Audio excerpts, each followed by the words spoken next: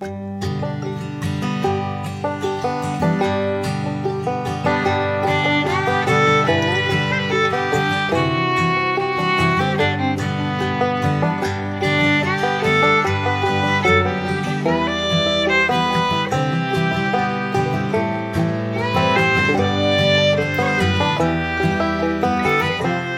bienvenidos, queridos hermanos, a un nuevo video de Soy Convivente, y en esta oportunidad haciendo el tercer video sobre algo que hemos visto ya en la convivencia con Cristo y que nos acompaña después en toda nuestra convivencia con Pedro, como es las etapas de la iglesia.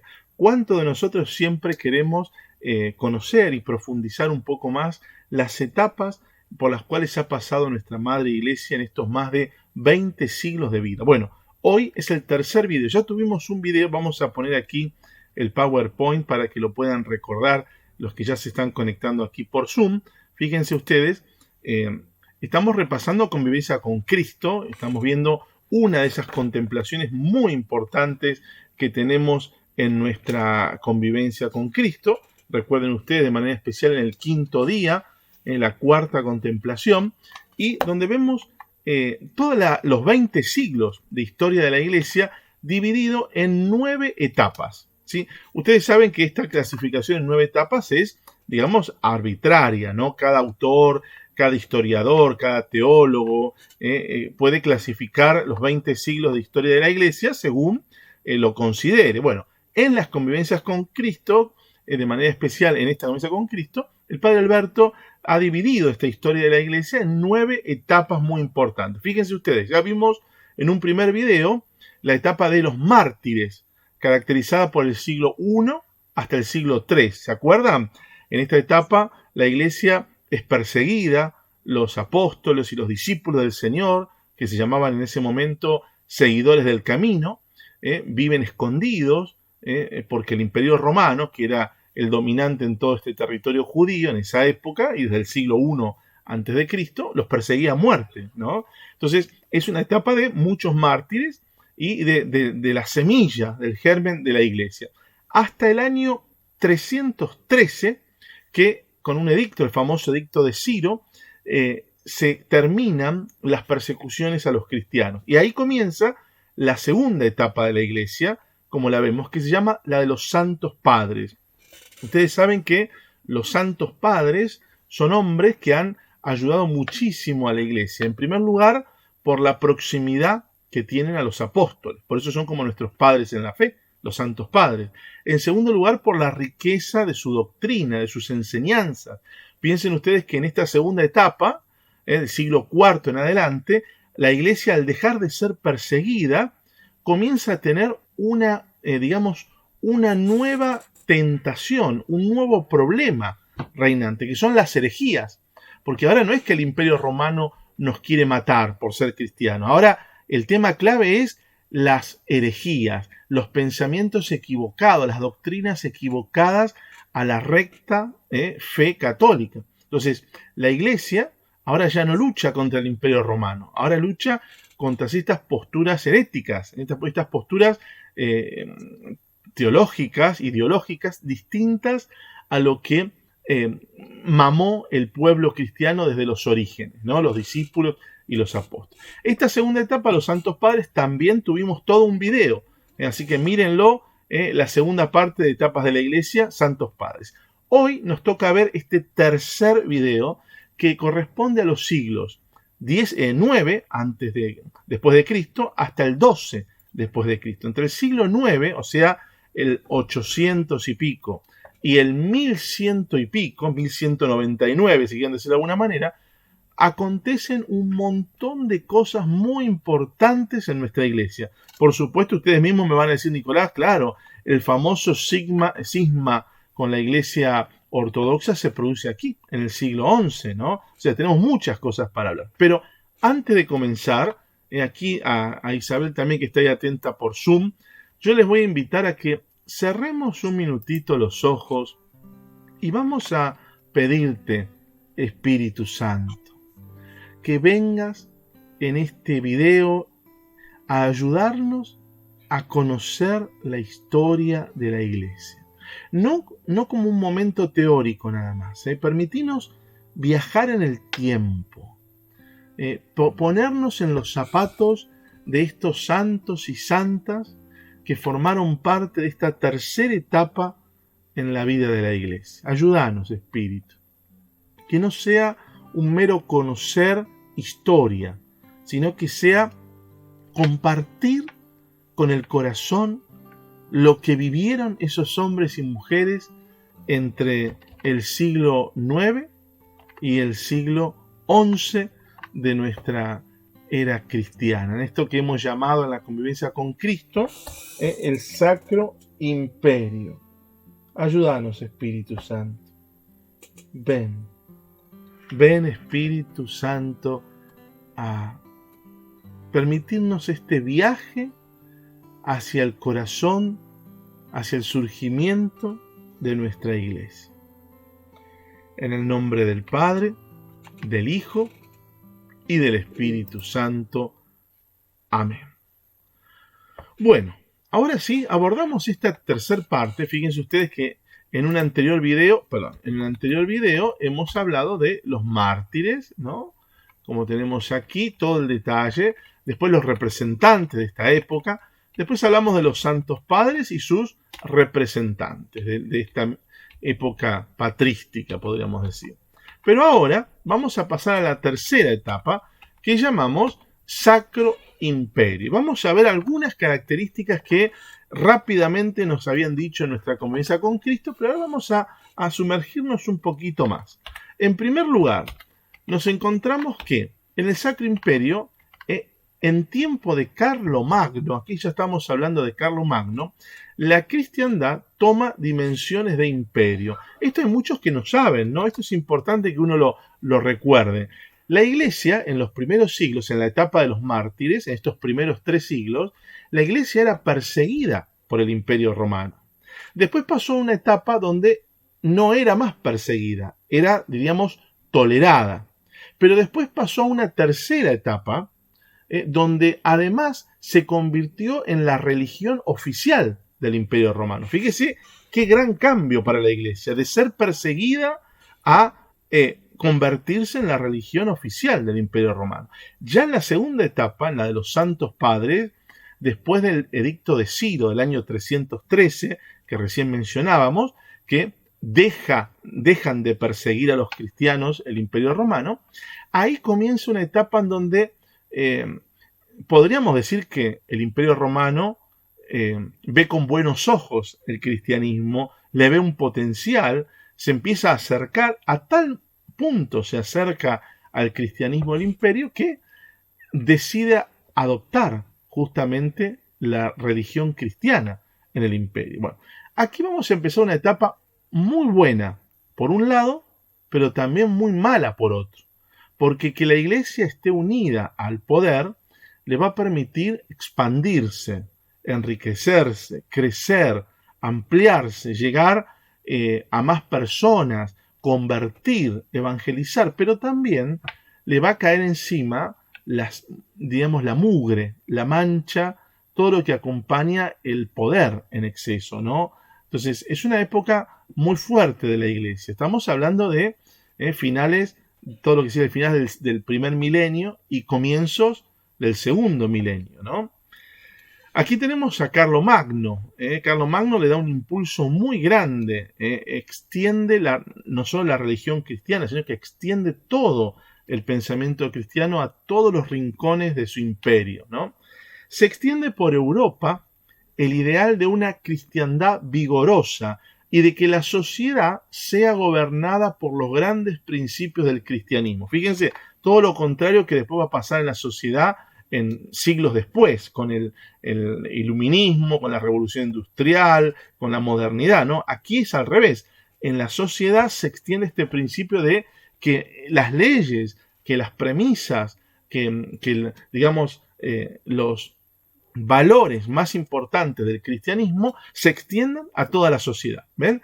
Y aquí va a aparecer algo muy importante que después, bueno, en el siglo XIX se lo van a quitar y después volverá y hoy tenemos el Vaticano, pero aparece aquí, en esta etapa, lo que se llaman los estados pontificios. ¿Ven? Estos estados, el estado pontificio, podríamos decir, esta porción de tierra propia de la iglesia, este país, podríamos casi decir, ¿no? De la iglesia propia en el planeta, ¿no? Es cedido por el emperador al Papa como una forma de manifestarle que no está sujeto a ninguna autoridad política. Esto es importante porque antes de esta época, la iglesia estuviese bajo el imperio que estuviese en el país que estuviese, siempre estaba dentro de otro país, dentro de otro imperio, dentro de otro gobierno. Al darle un estado pontificio, le da todo un reconocimiento jurídico a la iglesia, todo un reconocimiento territorial, ¿no? Y le da justamente su estado propio, ¿no?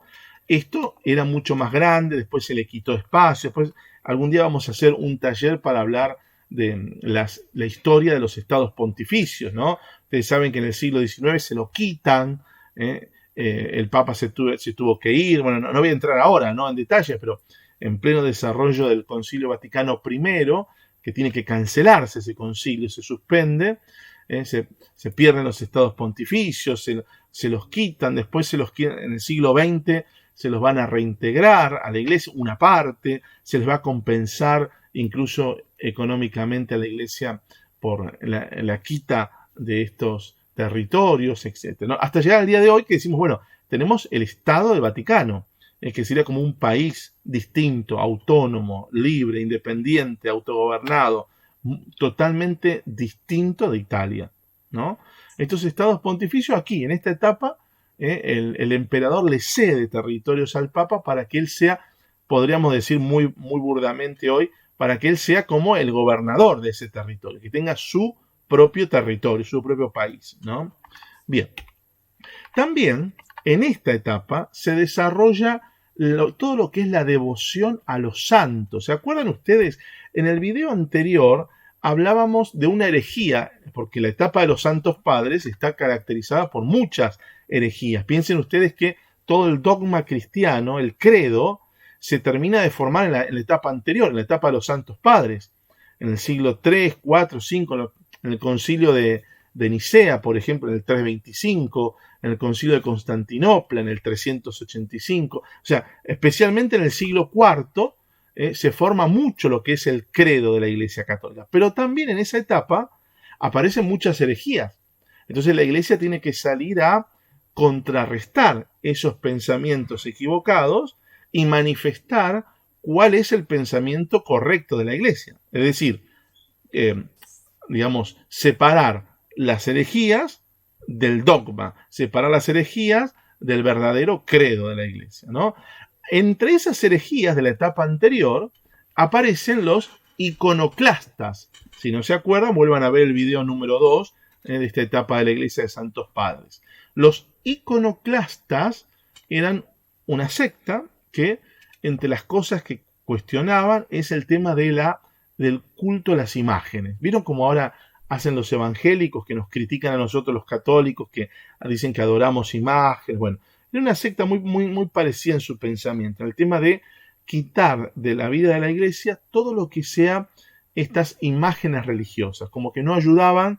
Estamos en una época, fíjense ustedes, que las imágenes religiosas eran el gran canal de enseñanza, ¿no? Piensen ustedes las grandes iglesias, los vitrales, los techos pintados, ¿no? Las grandes escenas bíblicas dibujadas en paredes, en techos, en un montón de espacios religiosos para catequizar a la gente, ¿no? Bueno, aquí surge, en reacción a esta herejía de los iconoclastas, de que no hay que darle lugar a las imágenes ni nada, esta devoción a los santos, como una manera de decir, no, los santos merecen ser recordados, puestos en los costados de las iglesias, sus imágenes, se los tiene que tener presente para la oración, ¿no? Para su intercesión, como su ejemplo, etcétera, etcétera, etcétera. Surge aquí toda esta devoción a los santos.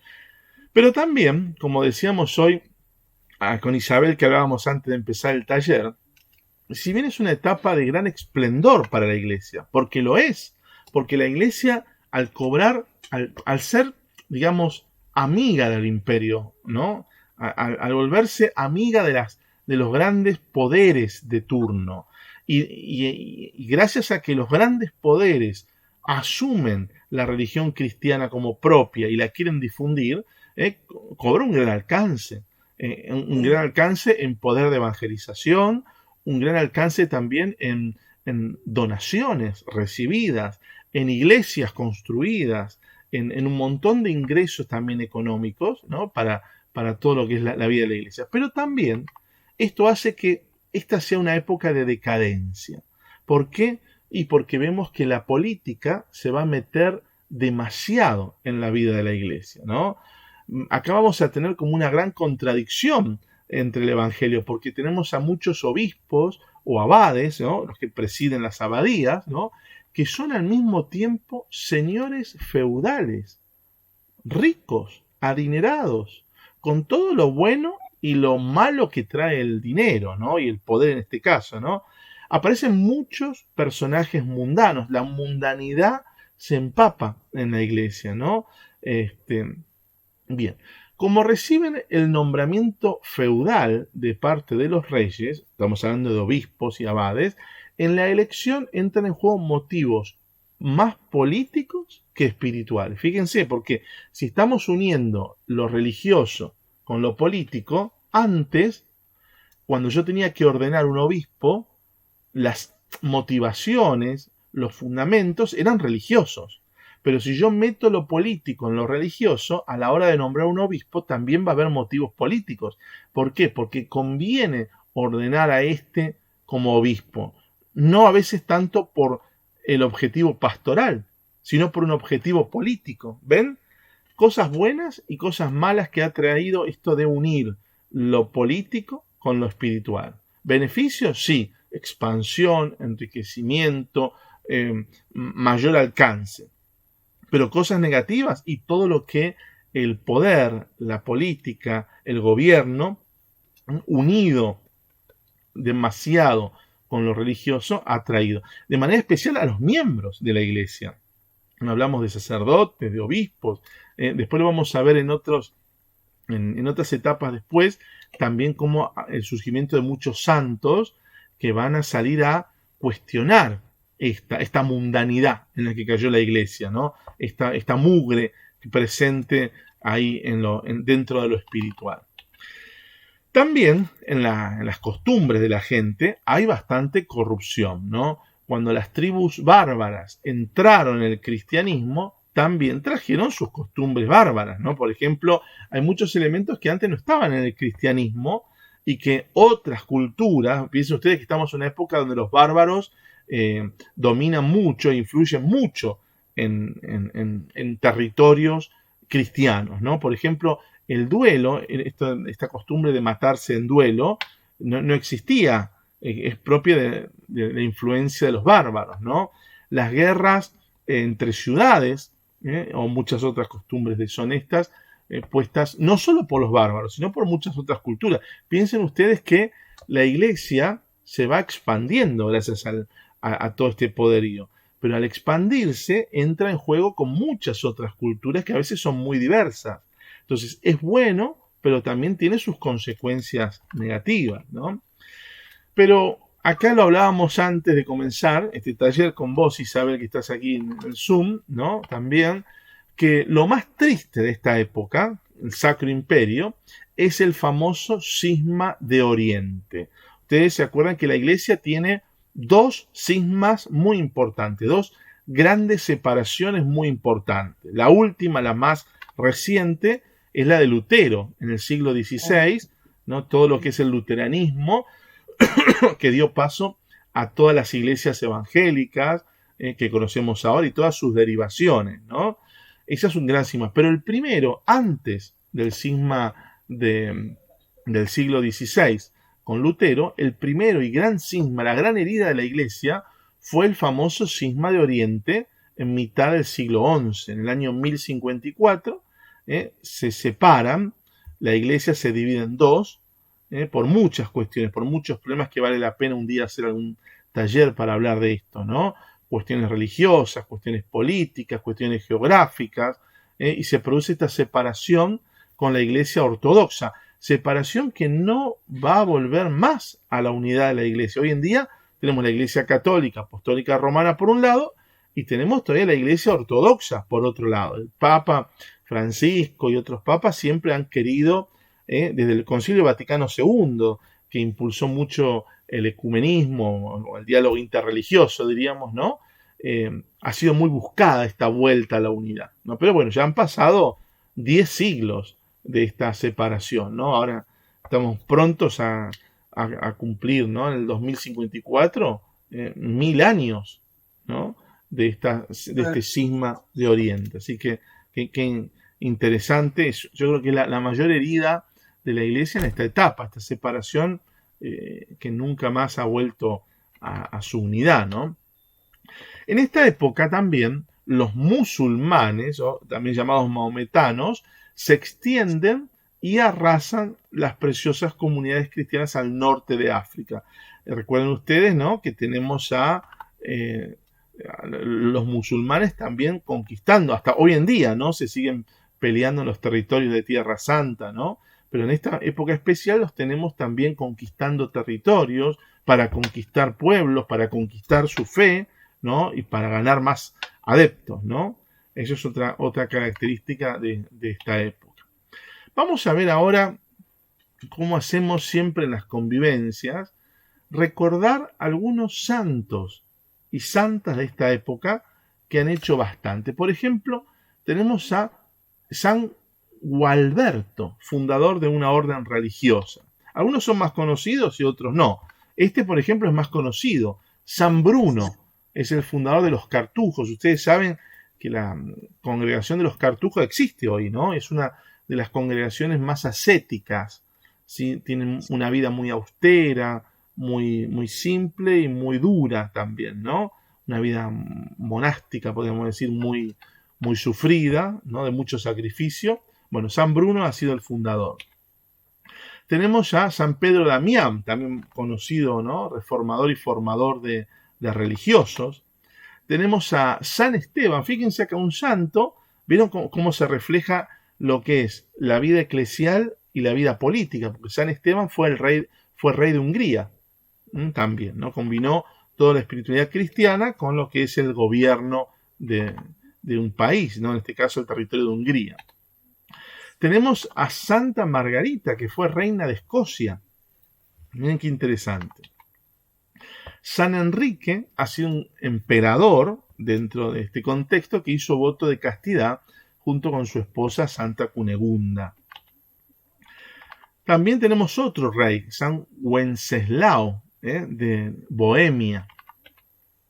San Estanislao fue obispo de Polonia y también fue mártir de la fe. Ya hay menos mártires en esta época, pero todavía es una época donde se encuentran muchos mártires por una situación, por otra, por guerras, por conflictos, ¿no? Todavía, si bien la iglesia no está más perseguida por el imperio, a nivel general, sufren algunas persecuciones específicas. Hasta el siglo XX también teníamos, y hoy mismo aquí en el siglo XXI también, en alguna parte del mundo la iglesia es perseguida y aparecen nuevos mártires. No es algo que se haya terminado en la primera etapa, ¿no?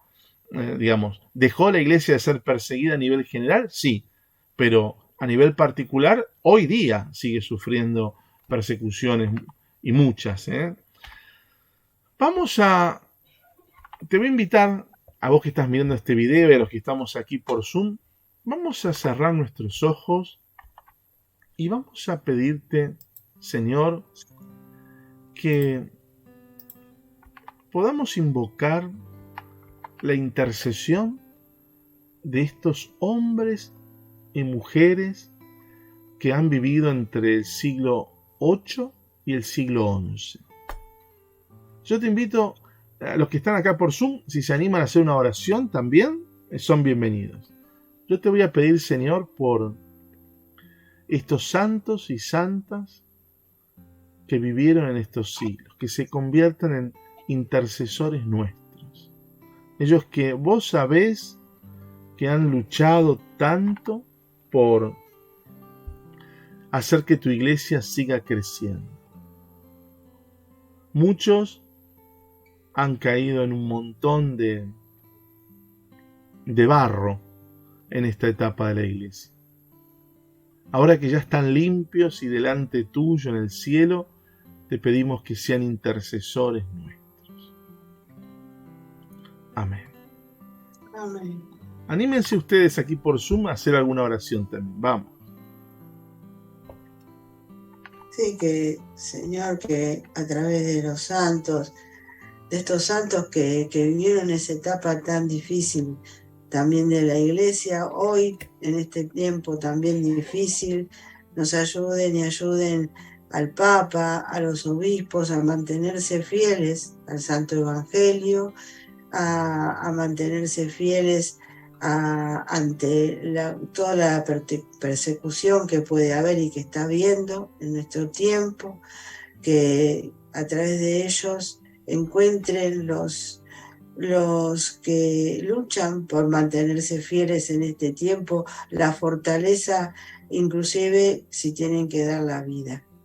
Te lo pedimos, Señor, por Jesucristo y por nuestra Madre Santísima y por la intercesión de estos santos. Amén. Amén.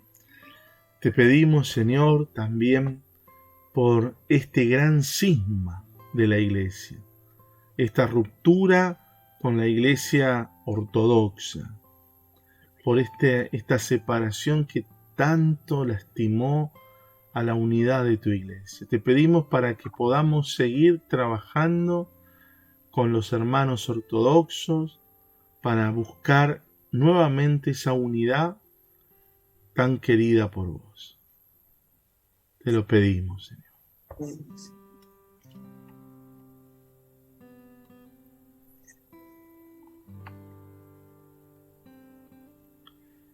Y te pedimos, Señor, también que esta mala experiencia que hemos tenido de esta demasiada unión entre lo político y lo religioso, nos sirva de experiencia para todos, para darnos cuenta que lo espiritual está por arriba de lo político, que todo este camino que vos nos proponés, Señor, está por arriba de toda construcción humana, de toda organización social o política humana. Ayúdanos a darle el lugar que lo espiritual se merece.